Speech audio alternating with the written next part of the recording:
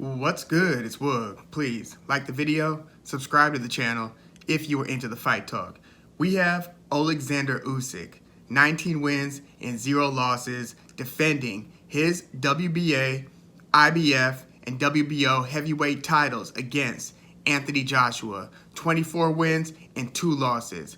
This is obviously the rematch between Usyk and Joshua, and things have gotten real. This is such a consequential and important fight. This is one of those fights where you recognize the magnitude and the stakes going into the fight, which creates some of the most anticipated moments that, this is one of the things that I just love about boxing, just the unknown in terms of what we are going to get when we go into this rematch. And I really don't want to take the excitement and the anticipation for granted here. Because in the first match, you had a significant favorite in Anthony Joshua. And I was really interested in what the post-fight sentiments were going to be. Because going into the fight, most boxing fans, most experts, most media were picking Anthony Joshua to win this. And many that were picking Joshua to stop Oleksandr Usyk. And it's almost like after the fact, now seeing what we've seen, a lot of people have this, in the States, we call it Monday morning quarterbacking, where you've got this 20/20 hindsight vision, like, oh, of course, Anthony Joshua was going to lack the skill or temperament to hang with somebody as accomplished and somebody whose skill set is as complete as Oleksandr Usyk's. Well, that wasn't the case going into AJ versus Usyk 1. And going into that fight, we basically had somebody who was kind of put on a pedestal early, as if they were going to be the future of the heavyweight division. Anthony Joshua, to his credit, is an Olympic gold medalist. He actually won the games that took place in London. So you've got basically the hometown kid winning the gold medal in the 2012 Olympics in the super heavyweight division. So he was already one of those guys who you needed to keep your eye on. Not to mention, he had, by the time he was in his early 20s, had this extraordinary musculature where you look as much like an action figure as you do a professional fighter. Kind of an unusual build for such an effective heavyweight. You would have to look at like the Ken Nortons and such. I mean, the Klitschko's, Vladimir in particular as well. But just an extremely muscular build, good-looking guy. And so he was basically a hot commodity going into the pros. And so he started off his career where like the first 20 fights were all wins via knockout. So you're fighting increasingly difficult and increasingly proven opponents in, Dillian White, Kevin Johnson before that, Charles Martin, where AJ won the first share of the heavyweight title. That's where he won his IBF belt, was against Charles Martin. In fact, being that Deontay Wilder at the time was the WBC heavyweight champ for some of that run, it looked like there was an inevitable collision course between two guys who were kind of seen to be the knockout kings. Yes, you did have Tyson Fury, but Tyson Fury's career was largely seen to be over after he took the belts, the WBA, IBF, and WBO belts away from the long time, like decade plus heavyweight division ruling Vladimir Klitschko. So Tyson Fury had retired, gained a bunch of weight, and it looked like these two up-and-comers, Deontay Wilder and Anthony Joshua, were going to lock horns as, these knockout kings of the era. And I should mention that, when you see the trajectory of these young fighters like coming up and starting to build a name and increasing in opponent quality, you often get a lot of skeptics. Like a lot of people were looking at Anthony Joshua, kind of seeing his nice guy demeanor, seeing his looks, his build, and saying, there's no way that this could be like the truth. There's no way that this guy could end up being the baddest man on the planet. A lot of people, feel the same way about Ryan Garcia, just given his looks. And it's like, what are the chances that somebody who has like these almost model-esque action figure qualities can also be the baddest man on the planet? There's just a lot of skepticism that naturally occurs when you have these kinds of hot prospects. So Anthony Joshua was growing in reputation, but it wasn't until he fought Vladimir Klitschko in Wembley Stadium. This is the first time AJ fought at Wembley Stadium. He's fought there like once since against Alexander Povetkin. But it wasn't until the Joshua Klitschko fight that essentially the prophecy was fulfilled. Like, this was such a meaningful fight, and they traded knockdowns in the early to middle rounds of this fight, mostly the middle rounds. But this was a hotly contested fight. A lot of people, even though Vladimir Klitschko was approaching 40 years old and hadn't fought since losing his title to Tyson Fury a couple years prior, a lot of people still thought that Vladimir Klitschko could potentially give AJ the business.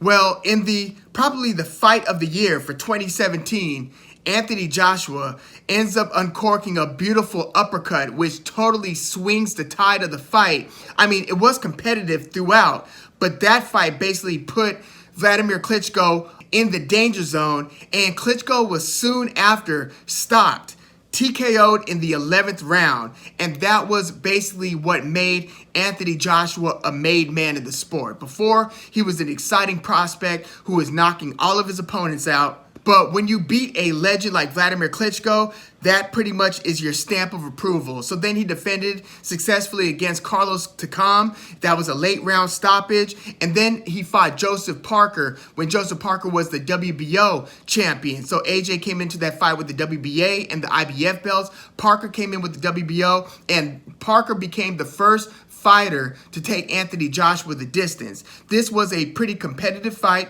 It resulted in a unanimous decision, but this was also, in my view, a very questionably refereed fight. There was no allowance in inside fighting activity. The ref was just constantly breaking them up, having extended conversations with both guys. I often say, I don't recall seeing that referee prior to AJ versus Joseph Parker, and I'm not sure I've seen him since. Kind of a bizarre style of refereeing that particular fight, but the ref not letting them fight on the inside so much, I look to have advantage Anthony Joshua, who was more so trying to fight the whole fight at range, and he wasn't able to land a lot of his signature right hands in that fight either. It was an interesting matchup. I still don't feel like I got the full breadth of what that fight would have looked like if they allowed for more infighting. But nonetheless, AJ's undefeated streak continues, although his knockout streak ends with Joseph Parker. So 21-0 at this point. Then he fights Alexander Povetkin, who, this is a very difficult title defense. Even if Povetkin was approaching 40 years old, now we're in 2018. This is actually the day of AJ versus Povetkin was the day that I subscribed to DAZN. But Alexander Povetkin had AJ in trouble early, not super wobbly, but he basically bloodied his nose, was getting some of his power punches in, and, Povetkin, if nothing else, even when he was advancing in age, was a super dangerous fighter. Gold medalist in the Olympics himself, Alexander Povetkin. In fact, his only loss at the time was via decision to the heavyweight king, Vladimir Klitschko. And by the way, the only reason Vladimir Klitschko wasn't able to become undisputed at heavyweight was because for much of that time, his brother, big brother Vitaly Klitschko, was holding the WBC belt. But Anthony Joshua had his work cut out for him against Alexander Povetkin, still ended up making adjustments, shortening his punches, catching Povetkin coming in with the ambush, as online boxing analyst Richard Dwyer often says. When Povetkin jumped into the pocket, AJ was able to shorten his punches, catch him with short right hands, turn the fight around, ended up stopping Alexander Povetkin in the 7th round. And then AJ had the scheduled match against Jarrell Big Baby Miller, who tested positive for PEDs. It wouldn't be his last time testing positive for PEDs. He was yanked from the fight, and then insert late replacement Andy Ruiz Jr., where I don't think that Team AJ fully did their homework on Andy Ruiz Jr. and his skill set. And this was AJ's debut in the United States. It was in Madison Square Garden, New York City. He ends up dropping Andy Ruiz in the 3rd round, but then Andy Ruiz almost immediately turned it around, caught AJ with the left hook, ended up putting those fast combinations together, dropped AJ twice in that 3rd round. They basically have a tepid, reluctant, interesting, kind of intense, given what happened in the 3rd round, 4th, 5th, 6th round. AJ starts getting pieced up a little bit more in the 6th round after kind of, steadying the ship a little bit in the 4th and 5th round. And then he gets caught and then finished in the 7th round. Dropped 2 more times. The ref waves the fight off. Andy Ruiz becomes the heavyweight champion. And then they run it back about a half a year later. And a lot of people forgot how high stakes and how important this rematch was, given what happened in their first fight. This was do or die for Anthony Joshua. You had half of the boxing world questioning his abilities, his intestinal fortitude, his heart, his grit. Not too dissimilar from even today. You still have some people questioning that. But, you know, when I'm looking at Joshua versus Usyk, or Usyk versus Joshua 2, I try to keep in mind how much was at stake in this rematch. Because if AJ lost the rematch against Andy Ruiz Jr., you know, that whole ride is now in peril. And it's in peril in a way that it wouldn't be in peril if you just lose once and then avenge that loss. So, granted, we didn't know Andy Ruiz was going to come in super overweight. Like, he looked like he barely prepared for this rematch. He had just become a very rich fighter. He had become kind of an overnight celebrity. He was like doing all the rounds on like the late night talk shows and so forth. Andy Ruiz was becoming a thing just like that. So in the rematch, he looked like he terribly underprepared for this fight. Anthony Joshua enters the ring to Fela Kuti's Water No Get Enemy. Fela Kuti, that's whose shirt I'm wearing. But yeah, it just seemed like he was ready. He came in, and if you ever listen to Fela Kuti's music, you could start your day with it. There's no wrong time to listen to Fela Kuti. It's very inspirational. It sounds very motivational. It sounds very exciting. A lot of it is like either political or protest style music. Fela Kuti, one of the most prolific and important recording artists to come out of Africa, specifically Nigeria, which is Anthony Joshua's, you know, that's where his roots are. His mom is from Nigeria. His dad is of Nigerian and I think Irish ancestry. But yeah, Anthony Joshua entered the ring to Fela Kuti's Water No Get Enemy, ends up fighting most of that fight on his back foot unexpectedly, and basically he kind of boxed circles around Andy Ruiz Jr. He was moving a lot. He fought in a style that was almost as surprising to see as when Errol Spence fought behind the jab largely against the smaller Mikey Garcia. So Anthony Joshua did what he had to do. He didn't put his foot on the gas and really just go for the kill, but he outboxed Andy Ruiz, won a super clear, unanimous decision. It seemed like he won almost all the rounds in that fight. And it looked like Andy Ruiz was hardly able to get out of first or second gear. So AJ handles business in a super high stress moment, and then he defends the title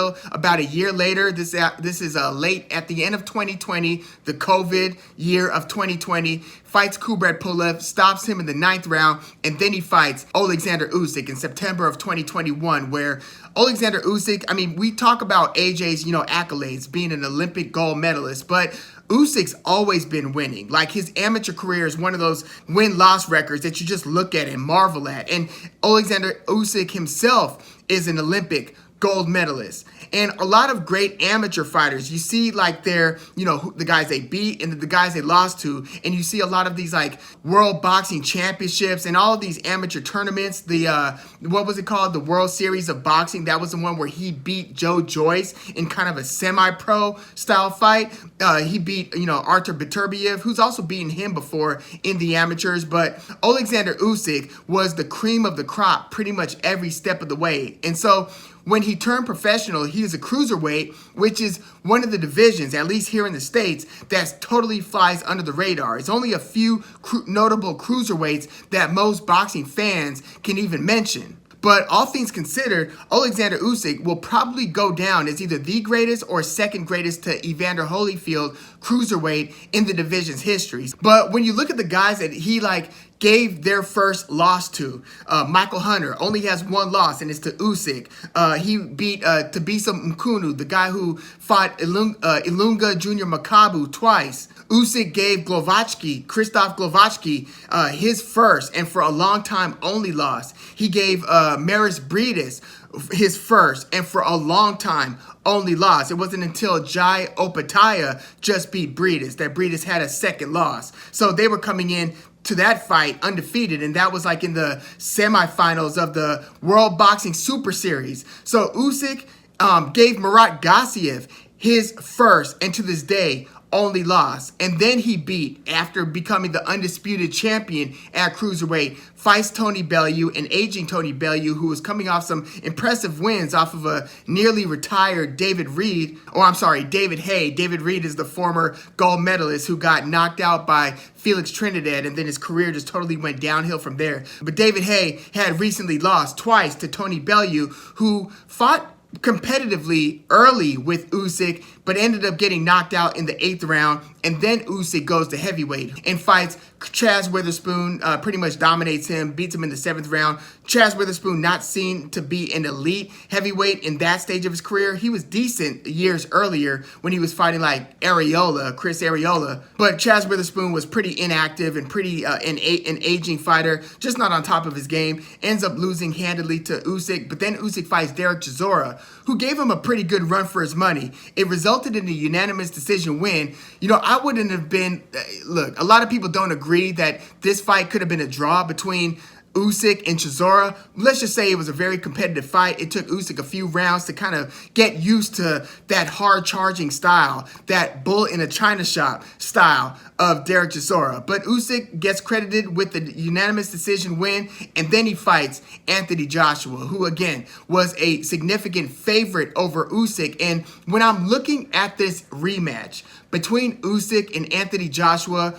you can't help but analyze that first fight. And Anthony Joshua clearly lost the first 3 rounds. That's one thing from AJ's standpoint that can't happen in this rematch. He cannot afford to go down 3 rounds to 0 against somebody as skilled and good as Oleksandr Usyk. Now, AJ for this rematch has brought in Robert Garcia, the famed trainer, right? He's trained everybody from Nonito Donaire to the disgraced Antonio Margarito.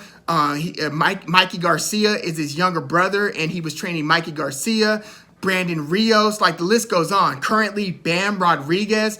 Robert Garcia is as credited and as accomplished a trainer as it gets. And so AJ has brought him into the fold. And a lot of people are wondering, what is Garcia going to add to Anthony Joshua's approach, his outlook to this fight? Because I don't think that a leopard just changes his spots overnight. I don't think you could just come into the ring and morph into a totally different fighter. Granted, you could do some things differently, like AJ did in that rematch against Andy Ruiz Jr., where all of a sudden you're kind of sticking and moving. But it's just hard to picture Anthony Joshua turning into Derek Chisora or, young George Foreman in this rematch against Usyk. Not to say that AJ can't make adjustments. I mean, he'll have to make adjustments. When you look at their first fight, AJ was almost finished against the ropes by the end of the 12th round.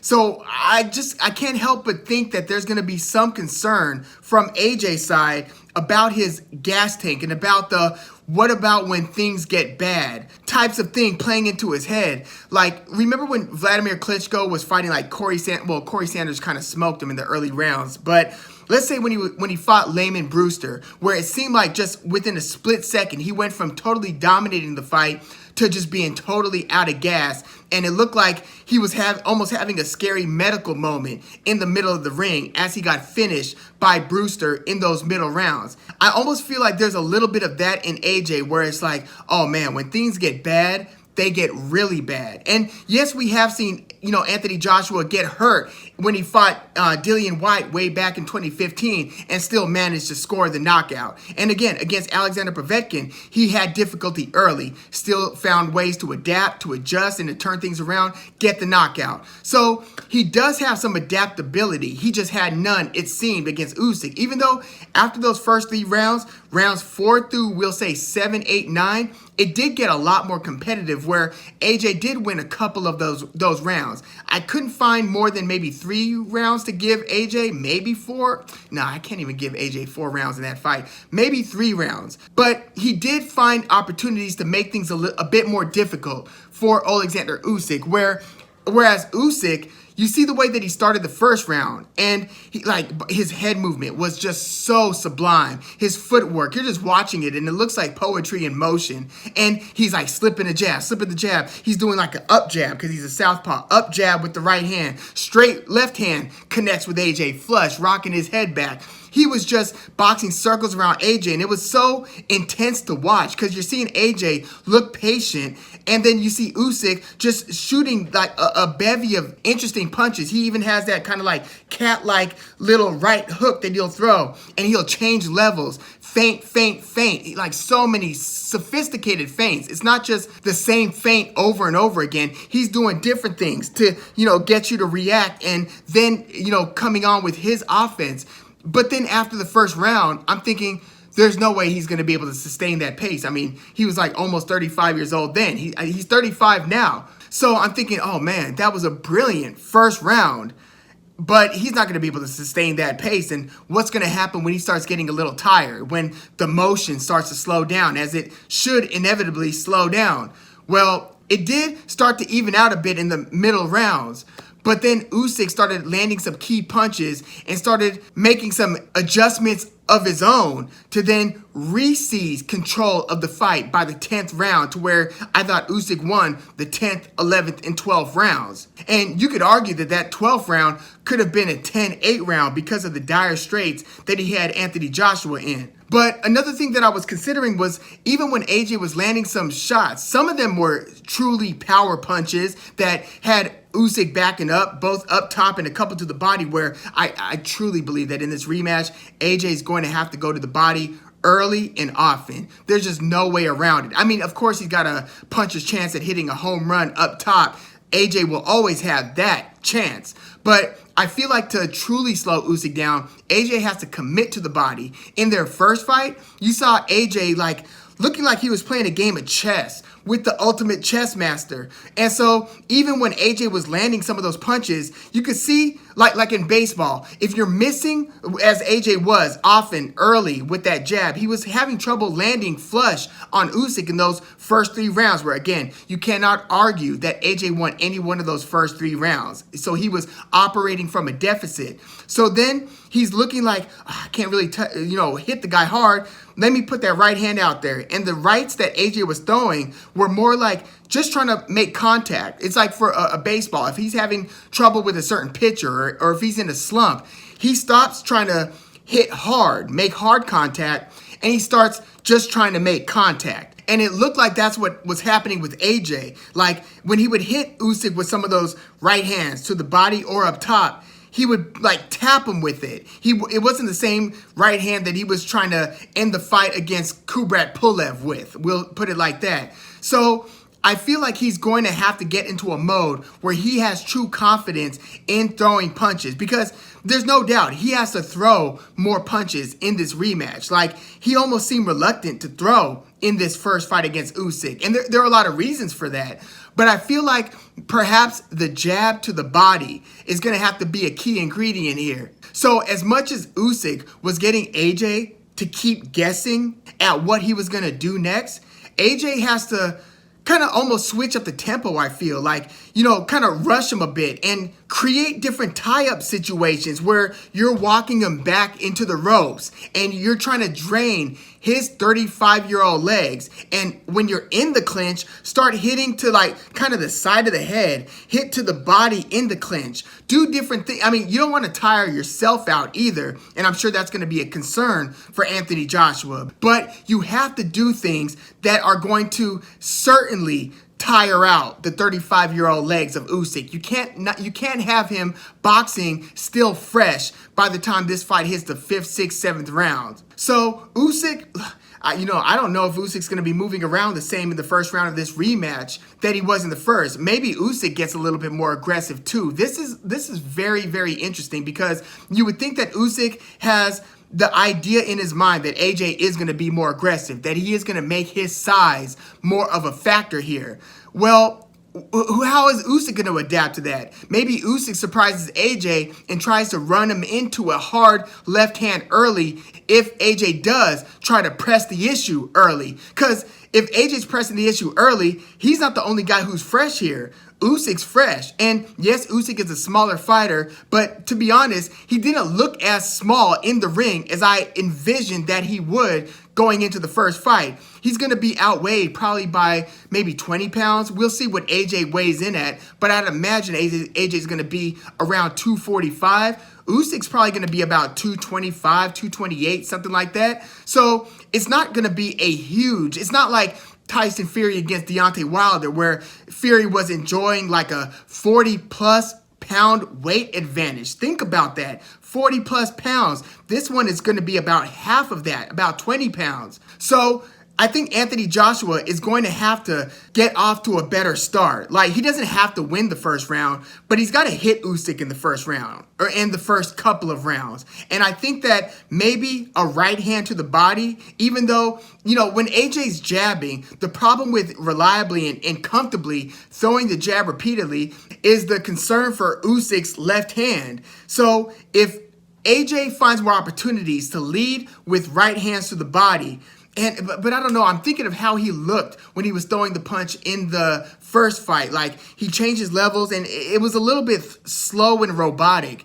The hurdle that AJ's going to have to get over is the fact that it seems like if these two guys were to slap box and kind of test each other's reflexes, you get the feeling that Usyk comes out on top. Like, when you're slap boxing, you're looking, a lot of that is feinting, and then you're just trying to hit the guy on the offbeat at the moment where the guy doesn't expect a shot to come. And Usyk just seems to have that sort of, you know, rhythm down. And off rhythm, you know, the rhythm and the off rhythm. Floyd Mayweather great at the same thing. He could fight in rhythm and off rhythm. They both give the opponent different looks and different tempos.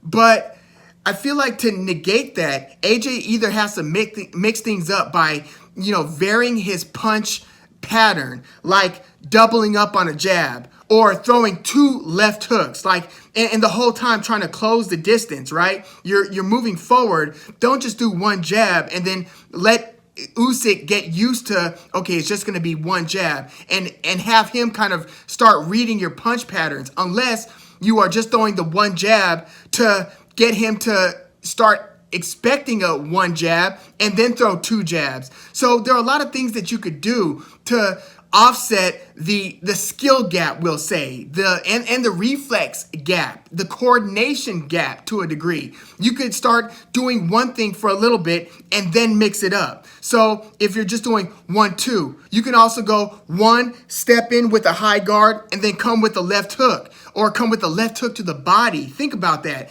Or step in and throw a right hand to the body, like a hard right hand to the body, coming in with the high guard. You've got to do something to offset the comfortability of Usyk. You can't let him get into his flow too comfortably. And I get it. Even if he does get into his flow, you still have a puncher's chance. But AJ, you want more than a puncher's chance here. You've got to do things to change the story of the fight. You can't be the tepid guy who's trying to figure this other guy out. You're halfway losing at that point. So I think that AJ is going to have more moments of big success here. He might even drop Usyk, I think. And Usyk he just checks all of the boxes defensively, though. Like, when you see him get hit with something well, you don't see him then get hit again with that same thing repeatedly. So I think that AJ is going to start mixing up some of the punch pattern and put a different type of pressure on Usyk. Like, I just don't see AJ going back to the corner and Robert Garcia not imploring him to basically make Usyk's life hell. Now, again, you don't want to punch yourself out, but I think AJ is going to skillfully do some things to make harder contact with Usyk, but I also think that's going to eventually leave AJ more tired and more vulnerable. So I think that in the early to middle rounds, I still expect Usyk to edge most of the rounds, to win more rounds than he's losing. But I think AJ might drop Usyk, or might, like, demonstratively back Usyk up earlier in this fight. And again, I think that he should try to tie up often, do the thing where you try to put the guy in a headlock even. Now, Usyk will probably be good at fighting against that because, I mean, he's just very experienced. So I think that he's going to want to stay out of the headlock, knowing how much of a leg and energy drainer that can be. But yeah, if you're AJ, you want to do those things. You want to get into those nasty clinches where you're still working from the clinch. I still don't think that it's going to be enough to stop Usyk by the middle rounds. So if you haven't stopped Usyk by the middle rounds, do you have a wounded and beaten up Usyk that you could then beat and finish in the late rounds? I just think that it's more likely you've got a more tired AJ because of the things that AJ will have to do to have fought a better first half of the fight. Those things take energy. So I think that by the 8th round, you got a more tired and vulnerable AJ to where Usyk, I think, can then put his foot on the gas. And I think that Usyk is actually going to score a late round stoppage of Anthony Joshua here. Again, I wouldn't be surprised if Usyk gets dropped.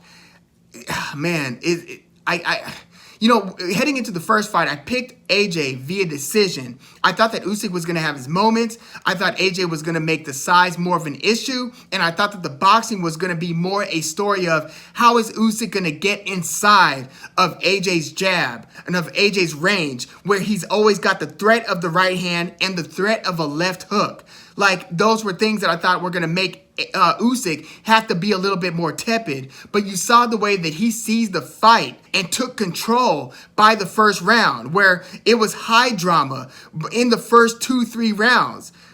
Is Usyk going to be able to assert control of the early rounds in this fight? I just don't think AJ can let that happen. I don't think he will let that happen, but I think that in doing so, he will eventually tire himself out by throwing more punches, by taking bigger punches, and by having a more action-packed fight. We don't see AJ in too many action-packed fights, right? Like the one against Klitschko that was still a bit of a chess match. It did have some high-action moments, as did AJ versus Alexander Povetkin, but AJ's not a super high volume guy. So I'm thinking he could try to catch Usyk one of two ways: by pressuring him, just basically beating him up and bullying him, going to the body repeatedly, headlocking and stuff like that, and throwing more volume and making the size an issue. You could go that way.